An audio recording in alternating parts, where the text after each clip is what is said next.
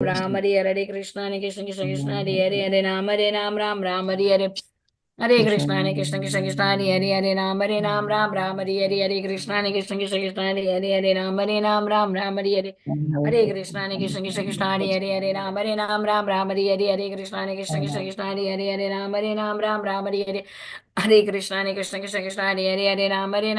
Hare Krishna Hare Krishna Krishna Krishna Hare Hare Ram Ram Hare Hare Hare Krishna Hare Krishna Krishna Krishna Hare Hare Hare Ram Ram Hare Hare Hare Krishna Hare Krishna Krishna Krishna Hare Hare Ram Hare Hare जय श्री कृष्ण चैतन्य प्रभु नित्यानंद श्री अद्वैत गदाधर श्रीवासादि गौर भक्तवृंद हरे कृष्ण कृष्ण कृष्ण कृष्ण हरे हरे हरे राम राम राम हरे हरे कृष्ण कृष्ण कृष्ण हरे हरे राम राम हरे हरे कृष्ण कृष्ण कृष्ण कृष्ण हरे राम राम हरे Ram Ram Hare Hare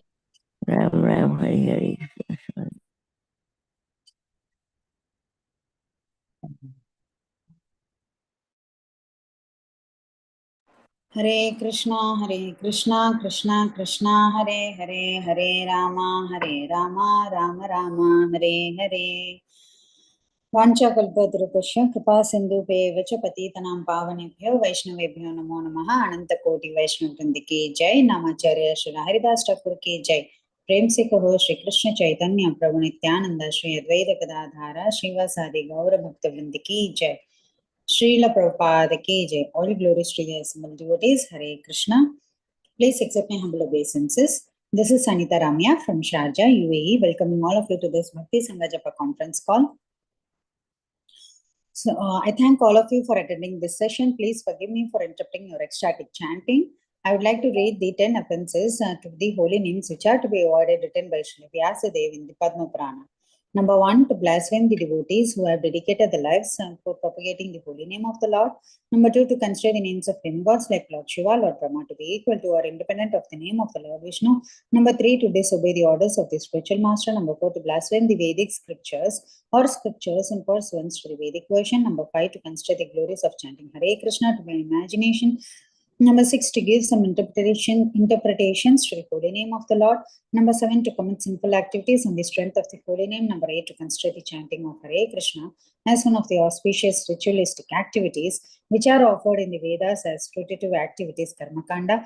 Number 9, to instruct a faithless person about the glories of the holy name. Number 10, to not have complete faith in the chanting of the holy name and to maintain material attachments even after understanding so many instructions on this matter. It is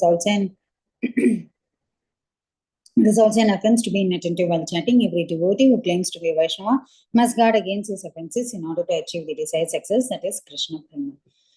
Hare Krishna, dear devotees. I once again welcome all of you to this Bhakti Sangha Japa conference call. Our next session is Srimad Bhagavatam. But before moving to the session, I would like to know who are all present on the call today.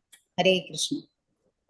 हरे कृष्ण अनीता माता जी दंडवत प्रणाम शिला प्रभुपाद की जय गुरु महाराज की जय Prachidasi from Charlotte Hare Krishna Hare Krishna, Preeti Mataji. Please accept my humble obeisances. All glories to Srila Prabhupada. Thank you so much, Mataji, for joining the call. Hare Krishna. हरे कृष्ण हरे कृष्ण माता जी दंडवत प्रणाम शिला प्रभुपाद की जय गुरु महाराज की जय this is Arvind Das from Chicago Hare Krishna Hare Krishna, Arvindaksh Prabhuji. Please accept my humble obeisances. All glories to Srila Prabhupada. Thank you so much, Prabhuji, for joining the call. Hare Krishna. Very happy to join back after a long time. And I really missed Bhakti Sangha Japa for these 10-15 days, I think. I was in India for a while, that's why.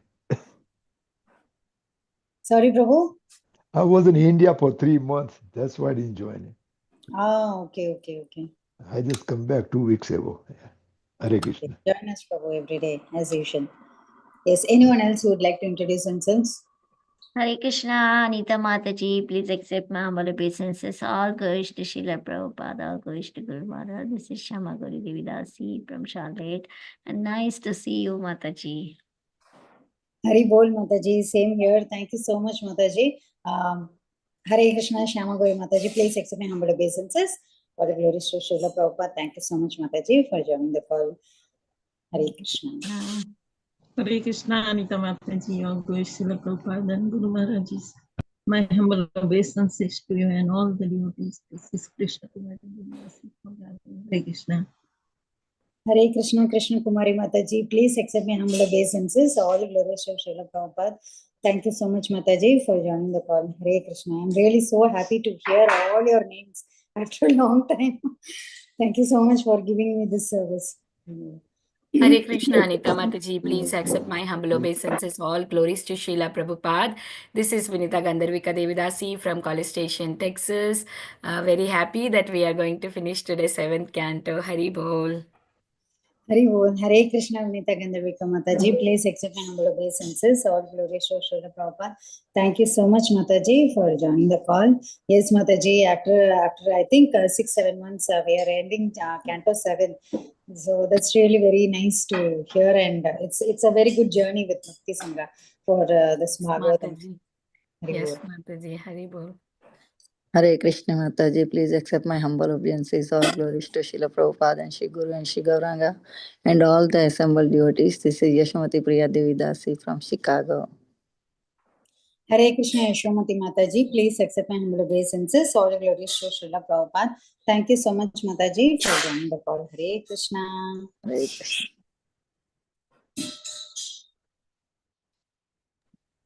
Hare Krishna Hare Mataji. Krishna, Anita Ramya Mataji, please accept my humble obeisances. All glories to Srila Prabhupada. All glories to Shri Guru and Gauranga. This is Chandrangi Radha Devidasi from India, Hyderabad. Hari Bol. Hare Krishna. Radha Mataji, please accept my humble obeisances. All glories to Srila Prabhupada. I was just searching for you on the participants' name list. Where is this Mataji? She was about to read the introduction. So, rightly you came on the call, Mataji, and very happy to see you in person also. Thank you for your association, Mataji. Hare Krishna. You're muted, Mataji. Same here, Mataji. So good to meet with you personally. Thank you. Hare Krishna. Hare Krishna, dear devotees. Thank you so much for joining this Bhakti Sangha Japa conference call. So today we will be moving on to our next session, that is Srimad Bhagavatam. But before moving on to the session, I would like to hand over call to Sundarangi Radha Mataji to give a brief introduction about our speaker today. Our speaker for today is Ms. Grace Keshavanand Prabhu. Hare Krishna, Sundarangi Radha Mataji, please take over. Hare Krishna Mataji, thank you so much for giving me the opportunity to read the introduction. Hare Krishna, dear devotees. Today we are so fortunate to have Keshavanand Prabhuji on our call today. Here is a brief introduction about Prabhuji. Dr. Keshavanand Prabhuji is professional doctor for many years and he is now a practicing monk. Since the last 20 years, he has conducted extensive research and authored books in the field of science and spirituality. He feels the rift between science and spirituality must disappear to bring peace in the world. If spirituality is a superstition and a myth, science is materialistic and atheist. A new approach to life is needed today that can bring the best of both. Science must re-embrace spirituality and be humble to admit its defects, flaws, and ignorance, and spirituality must base itself on sound, scientific, and rational ideas. Keshavanand Prabhuji has studied both Vedic and Western philosophy. Besides learning Sanskrit, he has also learned Bengali, Gujarati, Marathi, Kannada to know about other traditions. His persistent endeavor in the field of science and spirituality has enabled him to come up with seminars on diverse topics like science and Vedas, mind and machines. Science fails to explain life, consciousness, and beyond, etc. That he has presented in various colleges in India, Europe, and America under the guidance of his spiritual master, His Holiness Bhakti Vikas Swami. He has also started a Gurukula, a traditional system of Vedic education in Punjab. Punjab, India, where children learn the ancient Vedic culture and values. Besides, he has started a farm community. The community has a traditional way of living with mud huts and thatched roof with cows and, of course, farming. The communities will set a model for the world to show how to live a life based on the principle of simple living, high thinking. Hare Krishna Mataji, this was a brief introduction about Prabhuji. Thank you so much for giving me the opportunity. Hare Krishna. Hare Krishna, Sundarangi Radha Mataji. Thank you so much, Mataji, for that brief introduction about Prabhuji. I don't see Prabhuji on the call. If anyone wants to go ahead with the introduction, please go ahead.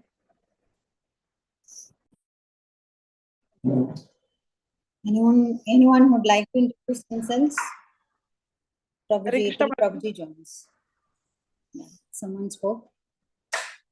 माता जी हरे कृष्णा। वो आप लोगों ने जो flyer बनाया ना उसमें UK का टाइम 11:20 डाला हुआ है, तो वो बड़ा कंफ्यूजन होता है। यहाँ पर 12:21 है इस समय। Oh, okay. Can you send us the right time in the chat box, Mataji, so that we will put it next time the right way? Yeah.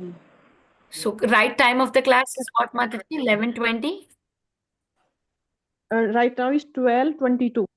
Okay, 12:20, so Mataji. it should be 12:10 like that, I think, or 12:20. 12:20. Okay, Mataji. We will adjust that. Thank you so much. Thank you, माता। Okay, Hare Krishna. Prabhuji has joined.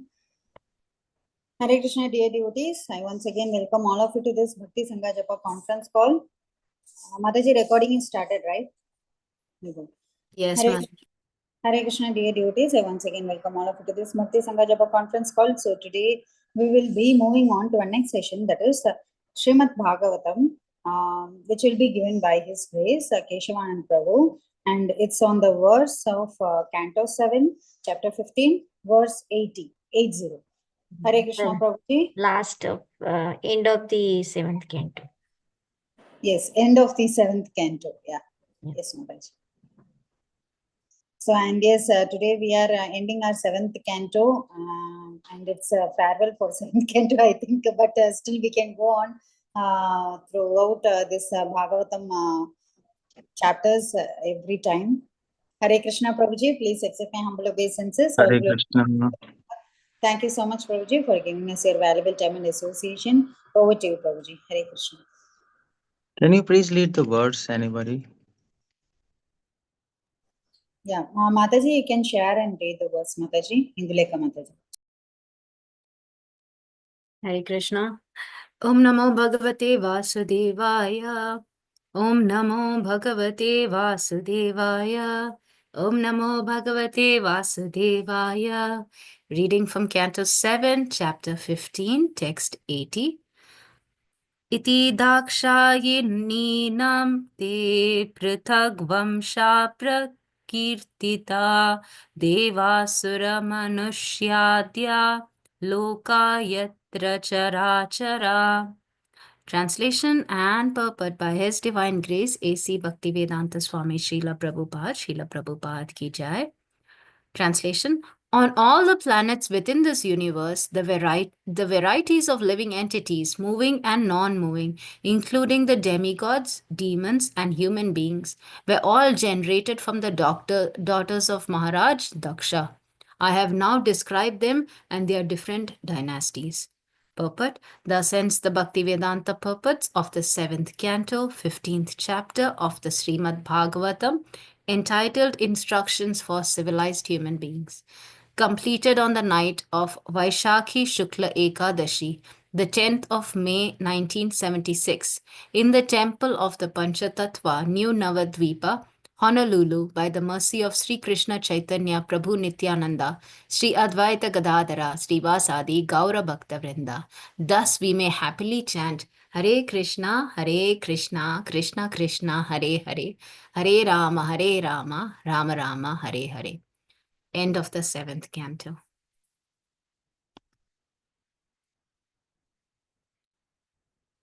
Hare Krishna, Prabhuji. Okay.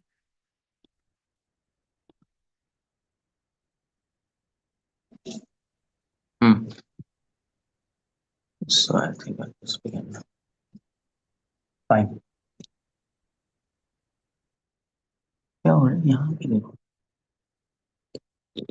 Just put it like this. That's all. Okay, I'll just begin. Om Kyanatimirandasya Ananjana Shalakaya Chakshurunmilitam Yena Tasmai Shri Gurave. So we are discussing this 7th canto, 15th chapter, last verse. Just quick make it quick. So what this verse says is Iti dakshay namte prithak vamsha prakirtita devasur manusyatya lokayatra charachara. The idea here is that that all the devotees, like all the demigods, demons, and human beings, are actually produced of Maharaj Daksha. Daksha, we all know from seventh canto.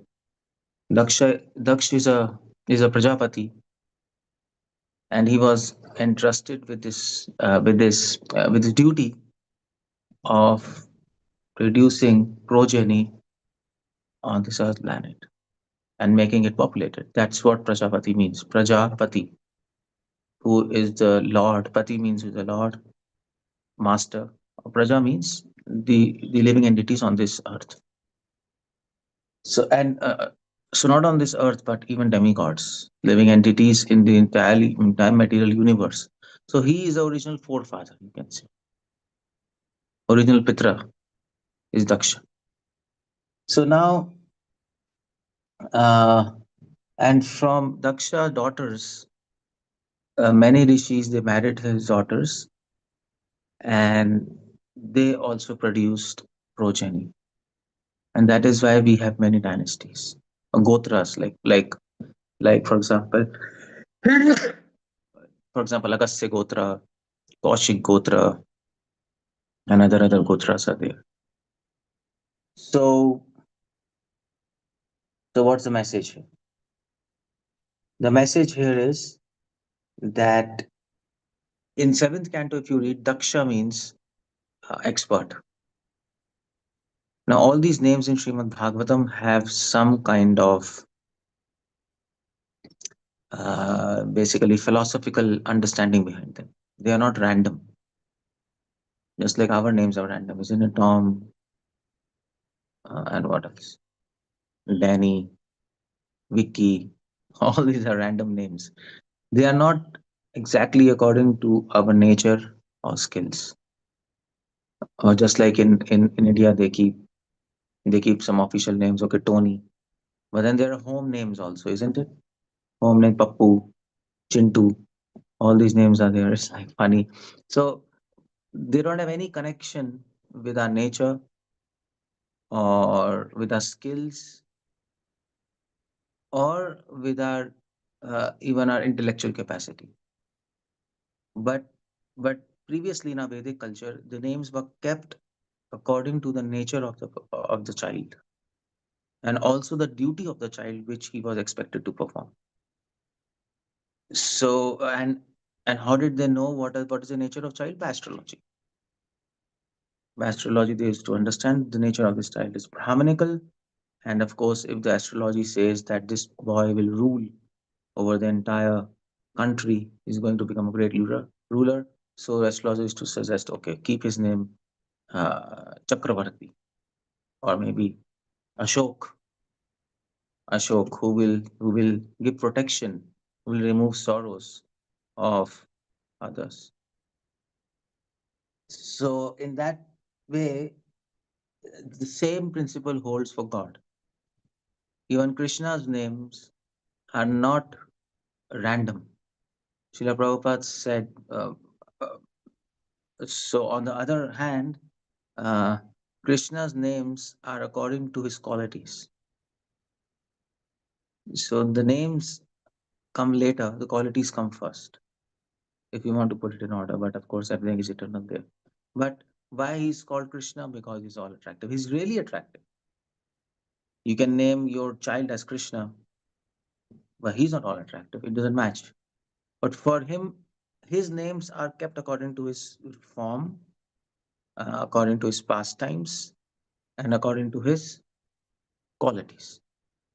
That is why we say name, form, pastimes, qualities. That is why Mahaprabhu said, okay, chant his names. And because his names have a real connection with his pastimes and his qualities, you will remember his pastimes and qualities. It's not some artificial connection with his names.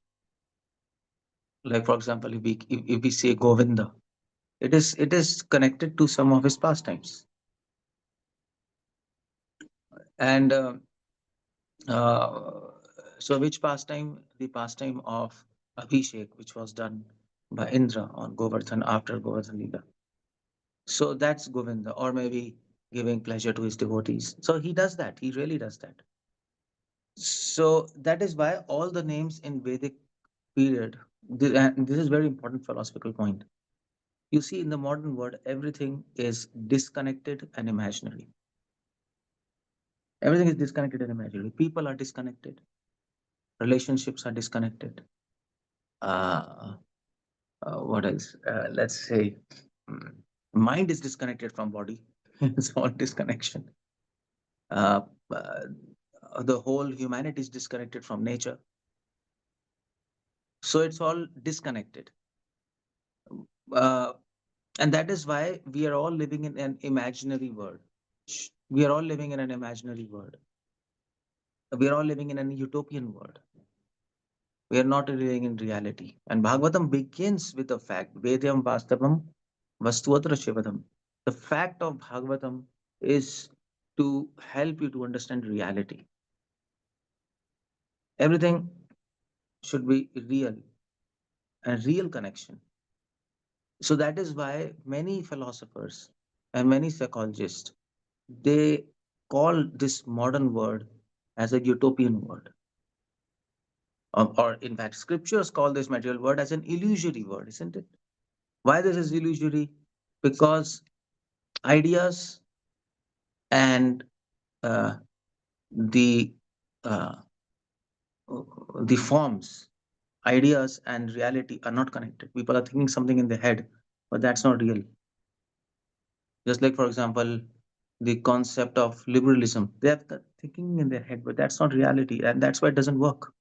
That's why nothing is working in this material world, in this modern world. Sorry. But in Vedic era, not only people were connected to nature, not only people were connected to each other by morality and by maryada, dharma, and not only people were connected to uh, their own self by spirituality.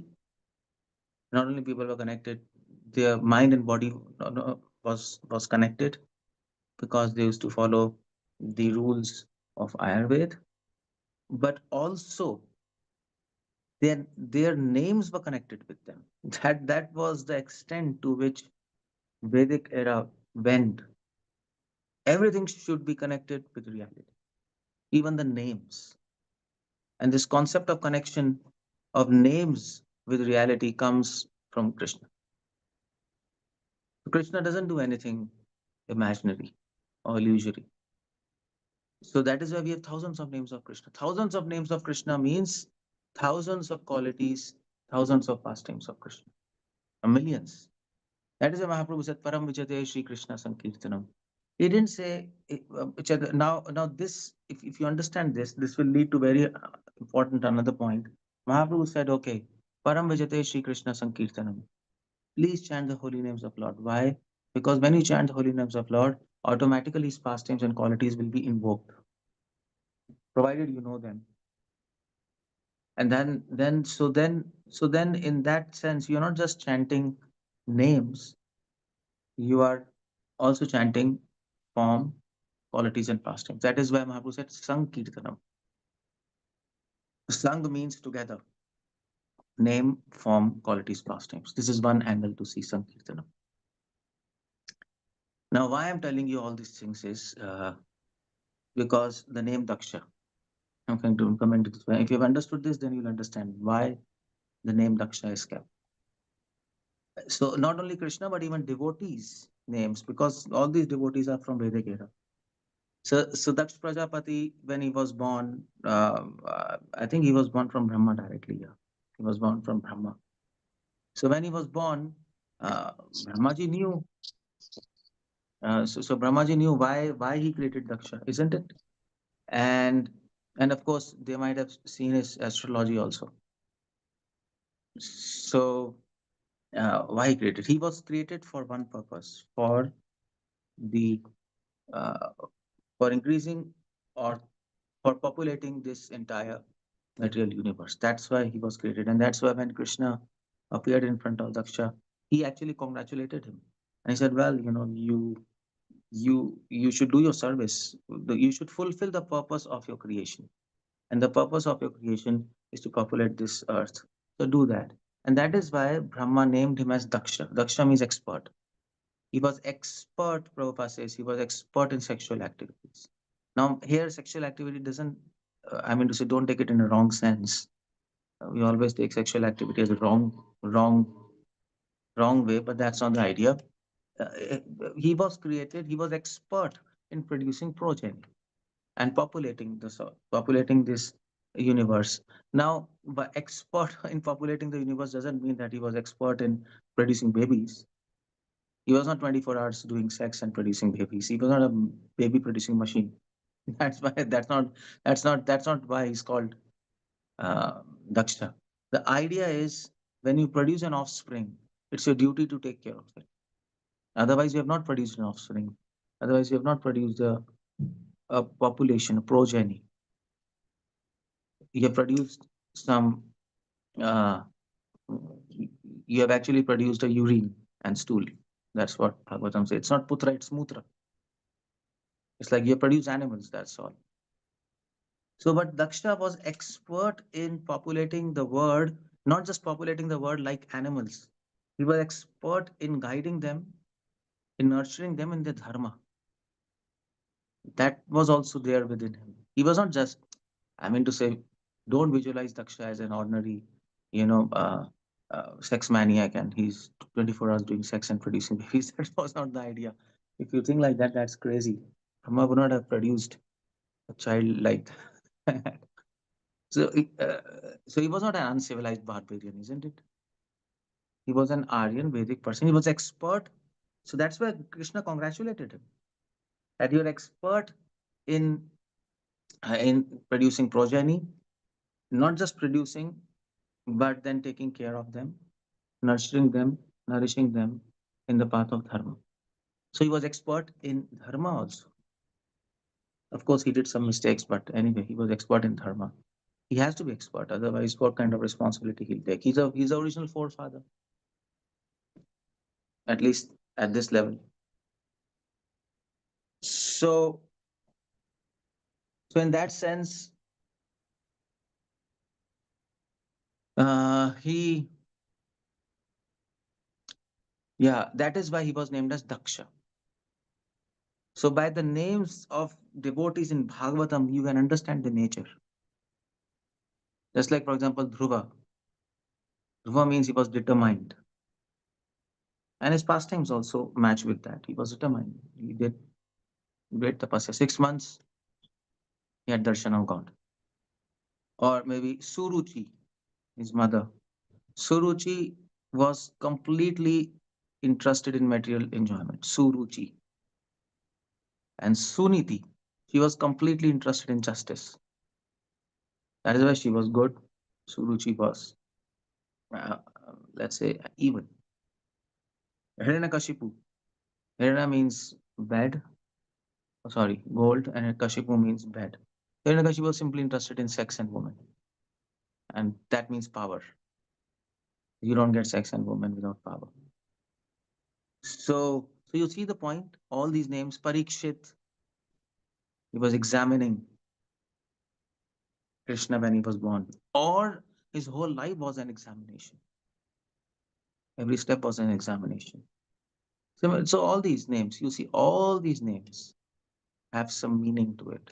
Yashoda, who gives yash, da means give, yash means fame, who gives fame to Vrindavan by protecting Krishna, by nurturing him.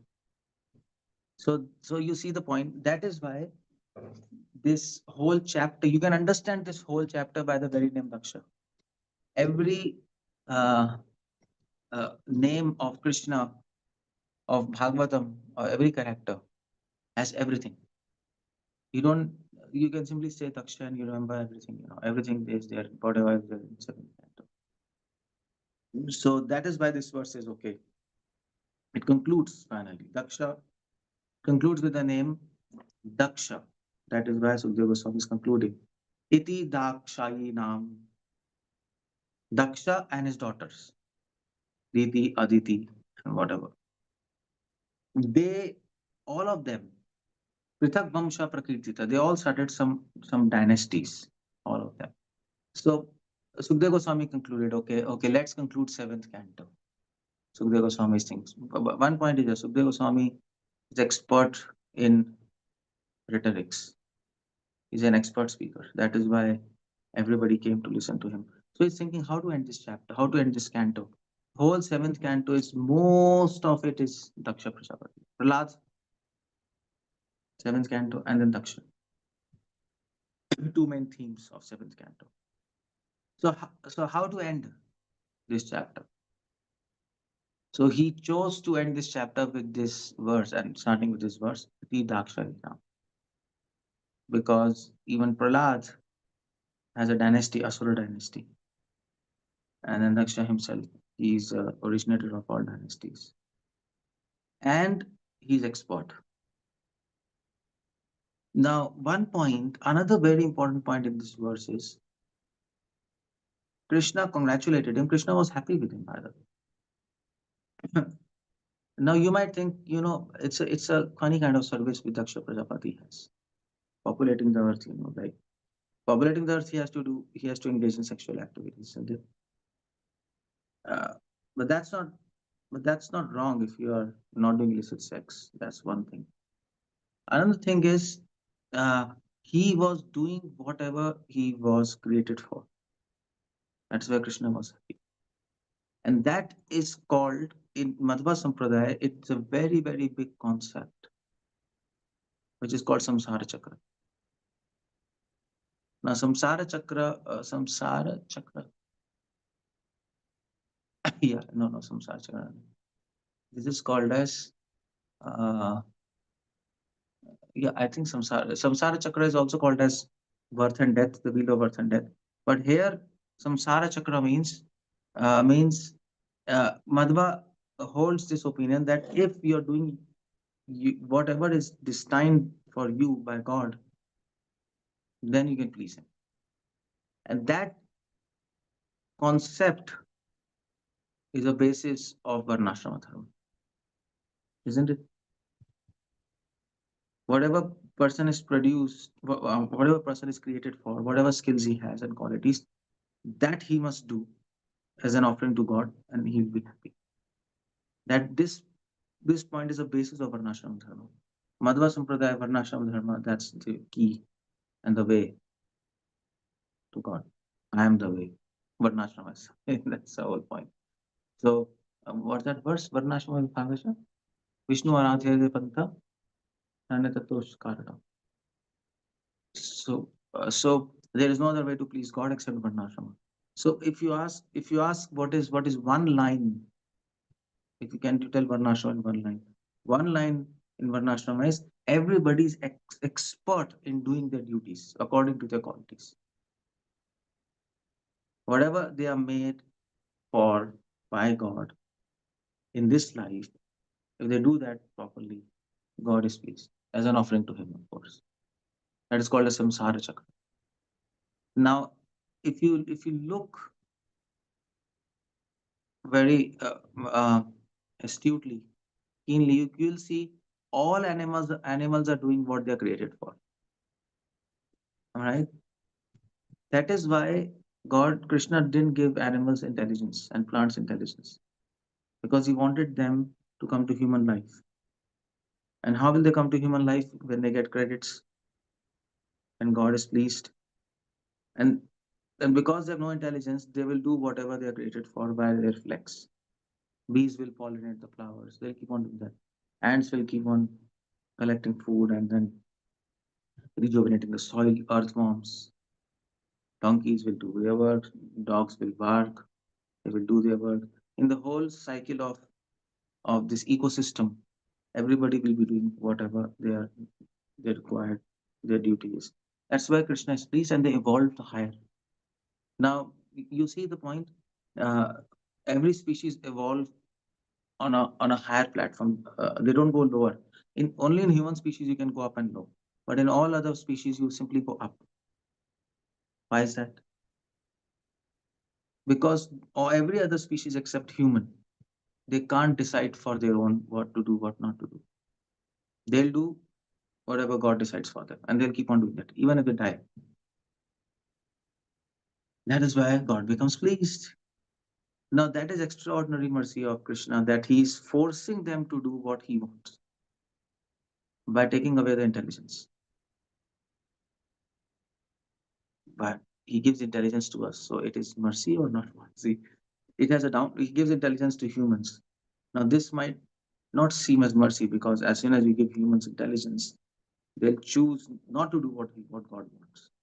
They'll choose not to do what is their nature and their qualities.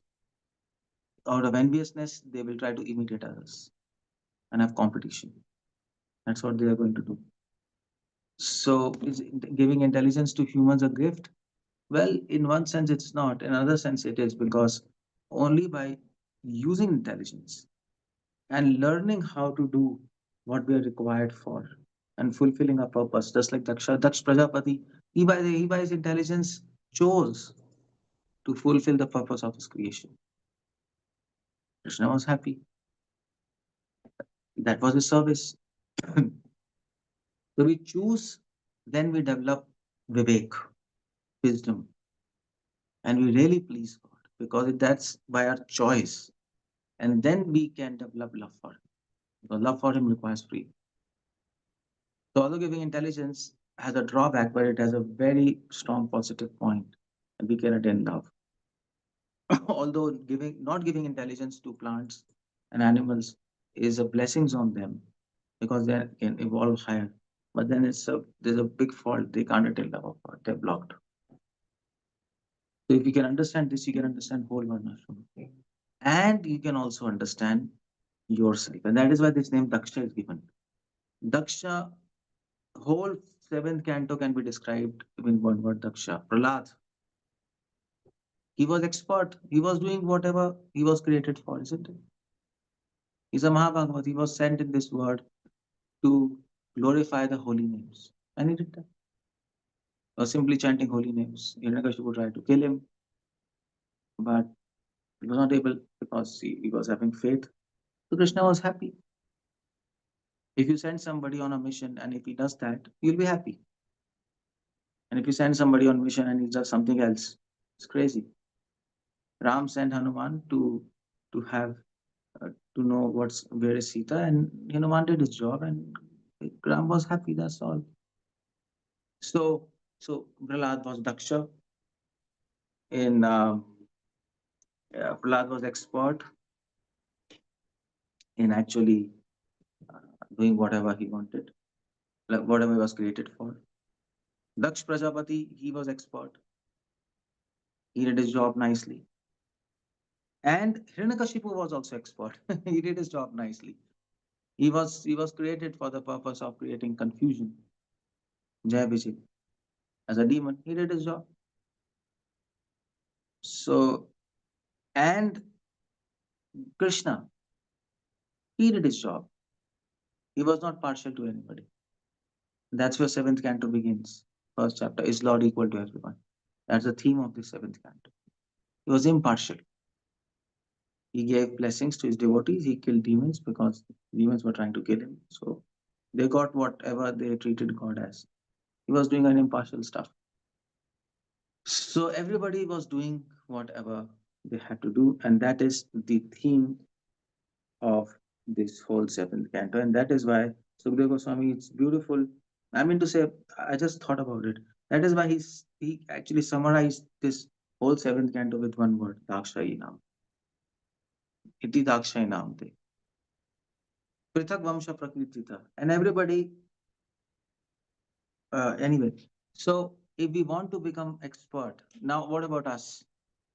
What God expects from us, we have to understand. And we should do that. That's all. And also, we have to understand our nature, what nature God gave to us according to karmas, and use that nature in service of God.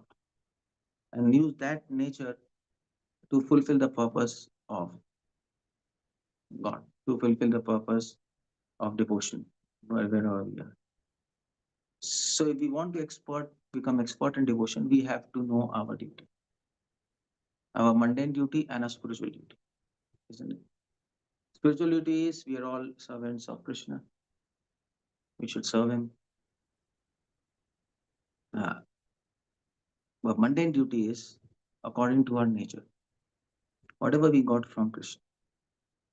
You use your skills and your qualities 100% in the service of God, then you become perfect. Then you are expert. But if you try to imitate others because of competition or enviousness or maybe an influence, then you don't please him because you are doing something what you are not. So you might be serving God, but you might be serving him in a way that you are not, but in a way which other devotees are trying to serve, and you're trying to do a competition with them. And that's a big problem. Then God is not satisfied. And how do we know Krishna is not satisfied? If you are not satisfied, then Krishna is not satisfied. Krishna is satisfied, then you are satisfied. That is a symptom. Dushyanti cha ravanti cha. So satisfaction reflects man is made in the image of God. If you move your hand, then your reflection in the mirror, that also moves hand. So Krishna is happy, you are happy. If you are unhappy, then this means Krishna is unhappy. You are not satisfied. Krishna is unsatisfied. So if we try to do out of our beyond our whatever we are designed for via karmas, then we become frustrated and we don't end up anywhere. That's one thing. That is why Krishna says paradharma bhaya. Try to imitate others, it can be very, very, very, very dangerous. You not advance. And that is what is the entire teaching of Bhagavad Gita. Try to recognize yourself. What's that? Adhyatma. So bhavadhyatma uchyate. Try to understand who are you. That is what is whole Krishna consciousness. Who am I? By mind, by body, and by soul. What kind of body I have received from God? And how can I, in best way, put it in service of God? Within my own limits, what I've got. What kind of mind I have got, intelligence I have got. What's the best way to engage in the service of God? In my own limits, what I have got. Not try to compete with others. And spiritually, what is my original spiritual nature? What is my swarupa? That is the entire spirituality. That is what is the meaning of Daksha. All of us have to become Daksha, expert in knowing ourselves completely. That is what is Swarupa. So you know your own Rupa. Rupa means your own form of spiritual spirit, and your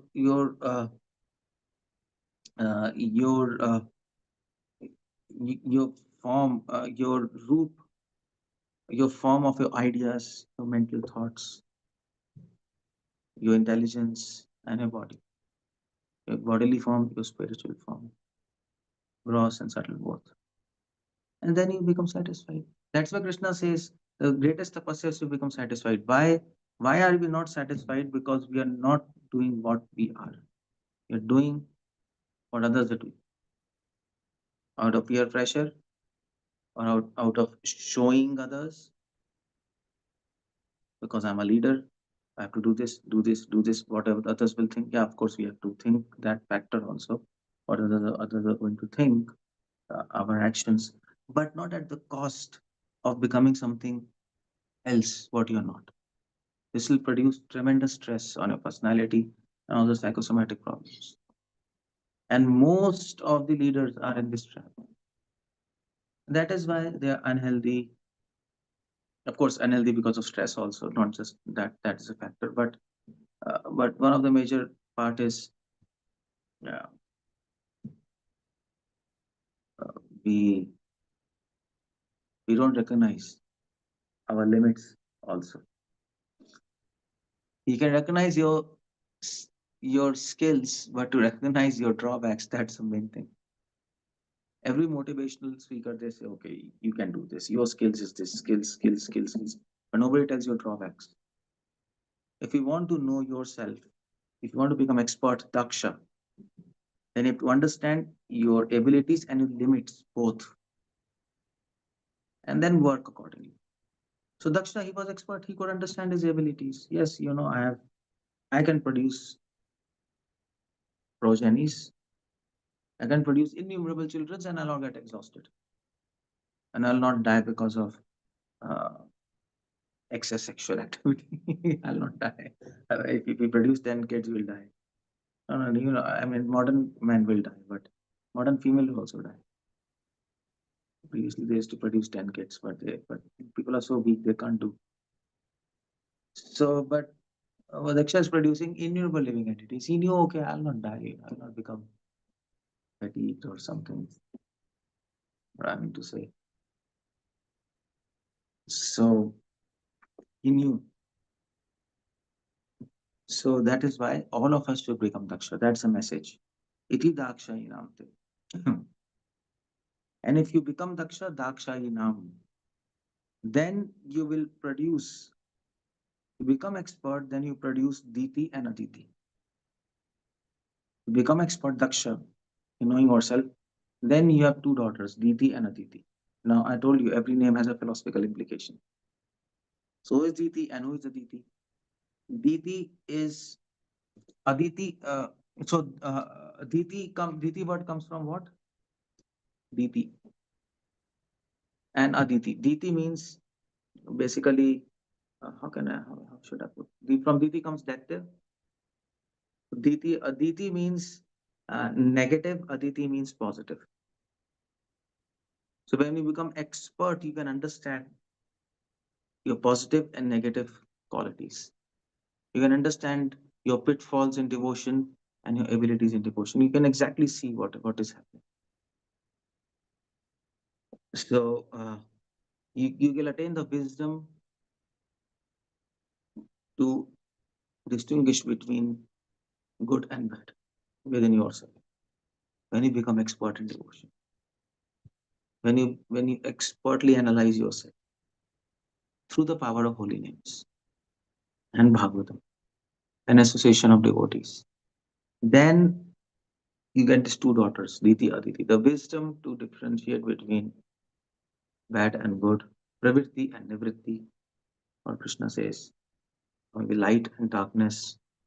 That's what you get, Diti, Aditi. I would also see dictionary, meaning of Diti in Sanskrit. There are other meanings of Diti, Aditi also in Sanskrit. See, anyway. So, and then Vamsha. If you choose Aditi, if you choose good qualities in yourself and you cultivate that, there's a different path, different dynasty of demigods. You get all good qualities of demigods. And if you cultivate bad things in yourself, you get all bad qualities of asuras. That is Prithak Vamsha Prakritita. There are two dynasties. One is coming from good, one is coming from bad. It depends on us which thing we cultivate. We cultivate bad things or we cultivate good things. For that, we have to become expert. How to become expert? By trying to know yourself, your own subhava. What I am supposed to do, what I can do, what I should do. These questions, your limitations and your abilities, and then you will be able to recognize, okay, it's good, this is bad, I should choose good, I should choose bad. Because according to your abilities, good and bad will be decided. If you are not so intelligent, and if you try to aim for getting knowledge, that's bad for you. It'll produce stress. But if you're intelligent and then you aim for knowledge, deep knowledge, then it's good for you. So you see, what is bad and good will be defined once you know yourself, your own limits and your own abilities.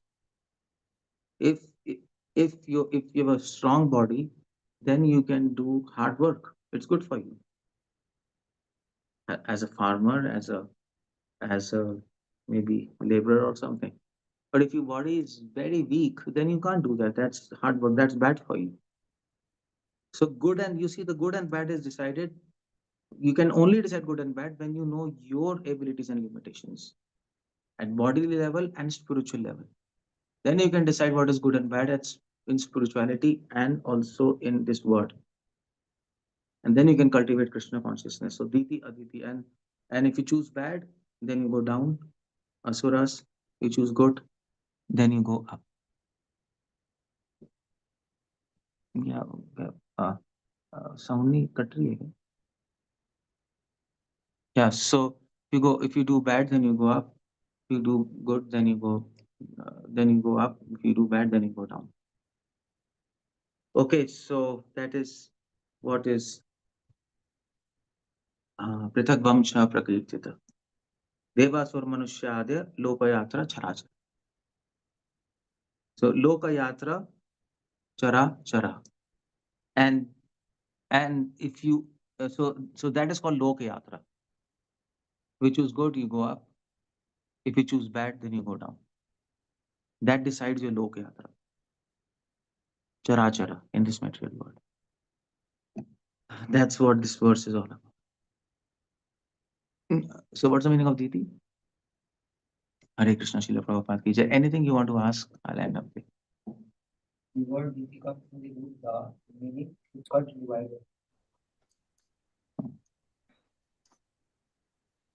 Yeah. Hare Krishna, Prabhuji. Please accept my humble obeisances. All the glories to Srila Prabhupada. Thank you so much, Prabhuji, for this insightful class. And very beautifully explained about that Diti and Aditi. So, devotees, any questions or realizations, please go ahead. I have a realization. Nobody understood anything. It was complex. I know. It was a complex thing, but you can hear again. I Yes, took of out course, some. Prabhuji. I Yeah, think yeah. you read. It was. You see the point. I took out the philosophical insight into this verse. Every Bhagavatam has different levels of meaning. So I could have gone into the story, but I took the adhyatmic meaning of this verse. Every word has implications. So yeah, you can ask if you have understood something. Haribol, yes, Prabhuji. Of course, for me, I have to go through again.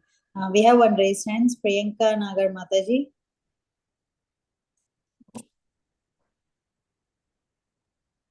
Hare Krishna, Prabhuji. Dhanapad. You always tell some different, which we have never seen in any other platform. Okay, Prabhuji. Who told us that what is our abilities and disabilities in spiritual way? How can we understand? You have to understand. I told you, you have to understand yourself by your sadhana, by chanting holy names, making yourself pure, by serving devotees and reading Bhagavatam, by taking knowledge. Otherwise, we'll never understand who we are, and we'll be completely in illusion. That is called Maya. That is why we do chanting. The more our mind becomes focused on holy name, the more we can see ourselves. Because mind becomes still. If you take a pot of water and if you stir the water and you put a coin in that water, you stir the water, you'll not be able to see the coin. But if you keep the pot, for some time the water stands still, and then you can see the coin, which is at the bottom of the pot. You have to make your mind stand still. How? You have to make your mind stand still on holy name. Other yogis, they try different methods. The idea is same, to make mind, to stop the mind from running here and there. Some people meditate on pranas, pranayam. Some people try to focus their mind on chakras. We do holy names. The idea is same. Okay, Prabhuji. And Prabhuji, when we read books, any books, Bhagavad Gita, Bhagavatam, we can't see things. It is Of there. course, you can't. You will not be able to see. If you will be able to see things, then what's the use of my giving lecture? Then you will not need this forum. You will just throw us in dustbin. No, stop Bhakti Sangha, you will say. I can. So that is why we need Sangha, no? We need association of devotees to see what we cannot see. And the purpose of people who are giving lecture is to show you what you cannot see. Then it serves a purpose. If I say the same thing, okay, if I would have said, okay, Daksha is a Prajapati and there were two daughters, Diti, Aditi, and then I would have explained the Vamsha from, their daughters like this and they have demigods, Indra and this, Asura. This, what's the point? You can read, that you have heard, you have been hearing, seventh canto in so much time. So what's the point of my giving lecture? So I have to tell you something which you cannot, you will be, it's impossible for you to understand from this verse. That I have to do my homework and I have to think about that, what to tell you. That then benefits you and benefits me also because we enjoy this also. This is my disability. I can't understand. And you can. Otherwise, Okay. Prabhupada gave everything in the book, but I can't see. And when you tell us, it is very much. Okay, no problem. You hear again. Hare Krishna. Hare Krishna. Thank you, Mataji. We have one more raised hands. Tijil Chauhan Prabhu. Hare Krishna, Prabhuji, Dandavat Pranam. Hare Krishna. Prabhuji, as what I understood from your explanation, that our prescribed duties, if we do what we are meant for, if we do those things, that is Varnashram. Just as you gave example of Hare Krishna. Just as you gave examples of lower species of life, they are doing what they are meant for. So there is a certain class of like other sampradayas, let's be open, like they believe in Janmana Varnashram. They said that one attains his Varna by his birth because of his previous samskaras and karmas. So, but we don't accept it. So how to like, because we are born in a certain Varna and we should do that according to your explanation. That is What's good. the question, Pele? Question is this, that how, like we don't believe in that in Janmana Varnashram. So we How don't to believe in reach? Janmana. So what is this? My Guna Karma Varnashrama has to be there, not by Janma. So we don't attain Varna by Janma. Who said that? Actually, almost all the other like traditional sampradayas and everybody But accepts it. Srila Prabhupada doesn't say that. No? Yes. But that is said that there was a reason why they say. Because previously in Vedic age, because there were no Varna Shankaras, Brahmanas were marrying Brahmanas, so their genes were already like intellectual genes. Brahmanas had intellectual genes, their children. So automatically they had those qualities in general. And that is why mixing of different castes were not allowed to carry genes. So people who were like bodybuilders, the child will naturally have genes or like family of bodybuilders, then the child will naturally have strong body, expected to have that. So that is why cross marriage was not allowed between other varnas, and that is why it appeared that is why, because children were born with same qualities, so they said, okay, let's make a rule, by janma they will be assigned their skill. But even then they used to see the astrology and they used to do some skaras, and then they used to see, okay, fine, this child is expected to have a Brahmana couple, child will expected to have Brahmanical qualities, but still they were tested, and most of the time it was like that, and they were like assigned their whole duty. So there was a logic in that. But now, because all Varna Shankaras in Kali Yuga, so this system of Janma Jayate, it is debunked now. Mhm. So it is like now that pure races are not available, so we have made another system. No, we have not made another system. System was there of Guna Karma only. But because guna karma was passed down through castes, because castes were pure, that is why it was preserved. That is why they used to say, okay, see by caste, no problem. But system is still guna karma, but the caste thing is not pure, that is why we left that Janmana aspect. that let's say that principle, but the main principle still holds guna karma.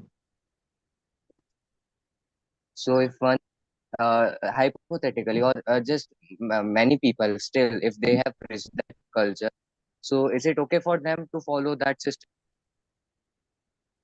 The families who have preserved that culture with generation Yeah, from then generation. of course, then it's good. Hare Krishna. Dhanyavad. Hare Krishna. Thank you, Prabhuji. Devotees, any more questions or realizations?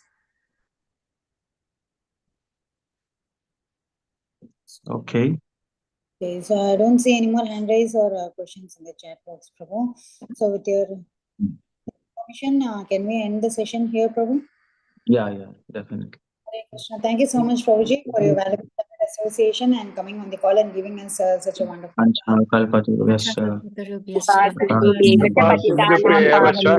पतितानां पावनेभ्यो वैष्णवेभ्यो नमो नमः Devotee Vaishnava Hare Krishna. Praise Keshavanand Prabhuji. जय Glories to the Ascent. Hare Krishna. Hare Gauranga. Nanda. Gauranga. Thank you, Radhe. Prabhuji, for joining the call. Hare Krishna.